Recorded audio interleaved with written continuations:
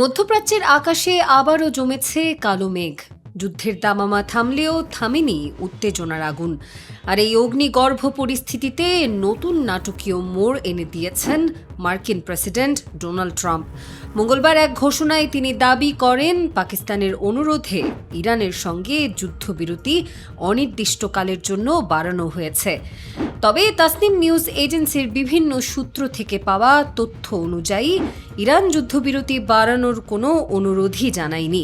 ট্রাম্পের এই দাবি পুরোপুরি একতরফা, বাস্তবতার সঙ্গে যার মিল খুঁজে পাওয়া দায়। বিশ্লেষকরা বলছেন, ঢাকের চেয়ে শাকের দাম বেশি। যে যুদ্ধ এত ঢাকঢোল পিটিয়ে শুরু হয়েছিল, তার ফল এখন শূন্যের কোঠায়।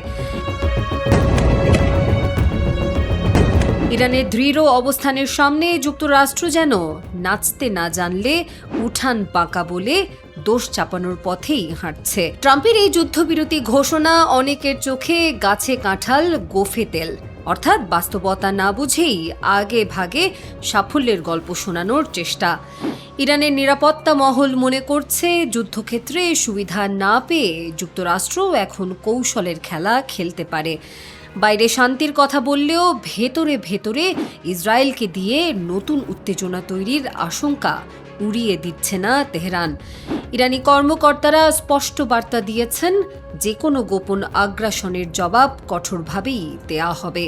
যুক্তরাষ্ট্র যদি মনে করে চাপ সৃষ্টি করে ইরানকে নত করা যাবে, তাহলে তা হবে আকাশকুসুম কল্পনা।